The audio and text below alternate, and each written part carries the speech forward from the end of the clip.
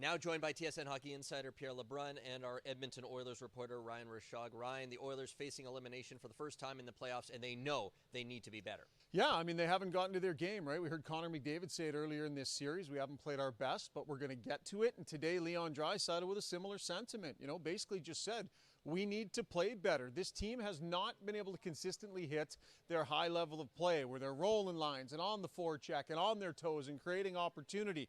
There's been a lot of, eating it in their own end. Their power play hasn't been the force that it usually is. This team would feel that it's a big shame if they drop a second consecutive Stanley Cup Final, Pierre, and never actually hit the level that they know they can get to. They just haven't. Yeah, and listen, the last couple of years, what we've seen from this Oilers team is when they get pushed in a corner and everyone counts them out, they play their best. So I do expect that on this night. However, let me just point this out. They've now played 12 games against the Florida Panthers in the Stanley Cup Final here over the last 2 years. That's a lot of data and knowledge about one team that normally a team would never get. I don't think they have all the answers here. They have not figured out the Panthers' defensive game here over the last 2 years when it's truly mattered. So I understand the point here that the superstars want to lead the way and they want to find their game. I'm just not convinced the Panthers allow them to find their game, and I think that's the frustration for them. Chris Knobloch says his team responds well to this adversity, and their goalie, Stuart Skinner, has. He starts. Darren Dreger, our TSN hockey insider, first to report that. Pierre, what do you make of the decision? I think it's a no-brainer. I know that sounds strange in a series in which you've changed goalies twice, but Stuart Skinner is a guy that is your 1A. I know it's a 1A, 1B, but Skinner's ability to bounce back after being pulled is well documented. I think he has to be your guy tonight. He brought you here. You got to go with it. Well, in a night like this comes with a unique pressure. You're trying to extend a series. The Stanley Cup's in the building, and your year might be over.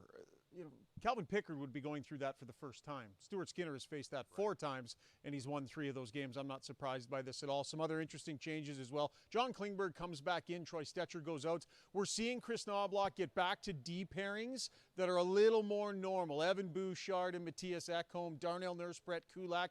He's kind of hit the reset button on his D pairings. They were trying some different stuff, but they get it back to normal. And then Kasperi Kapanen, only on the Oilers, healthy scratch, to the second line alongside Leon Draisaitl. He plays good guilty, though. When he has not been good and gets benched, he generally comes back with a big game. So let's turn our attention to the Panthers. Optional skate, but very well attended. Their most well-attended skate since game 1 of this series. Matthew Tkachuk not on the ice. He never skates. Evan Rodriguez skated yesterday. He doesn't like skating on game days. And Jonah Gadjevich, a little banged up, but Coach Paul Maurice says he'll play.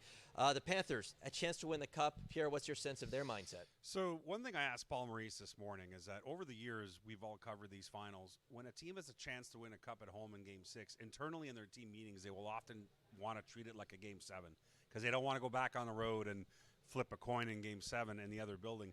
But one of the things I asked Maurice is they're 10-3 on the road in these playoffs. Yeah. And he admitted, he said, yeah, we don't have that same sense of dread. Of course, they want to win tonight, but I don't think they're adding that extra layer of pressure on themselves that it's 100% has to get done tonight because they are that confident that if it doesn't happen tonight, they'll just do it Friday night in Edmonton. Some somewhat interesting gamesmanship here at the rink. So we got the Panthers practice pad behind us. The Oilers, where they skate, is over on the other side. Now, what the Oilers generally like to do is come out probably 25-30 minutes early for their skates. The Panthers had Carter Verhaeghe on the Oilers sheet just taking shots with an assistant coach on his own right up until the time where the Oilers normally like to come out. And then they were going to flood the ice, which would have delayed them even further. The Oilers got loud about it and said, we're not flooding the ice, forget about it. So they got out maybe 5-6 minutes later than they normally would. Then the ice crew was out there fixing the nets for another 5 or 6 minutes. I'm not saying that it's conspiracy or subterfuge, but little tiny annoying games within the game. So thanks to Ryan Rishaug, every visiting team next season will actually do their morning skates at Marybank instead of here in Fort Lauderdale, right? Yeah, that's what we're trying to do. Thanks, Ryan. I will say this. When the Panthers won Game 7 last year in the Cup Final, Roberto Luongo was the guy who banged the drums as part of their opening ceremony.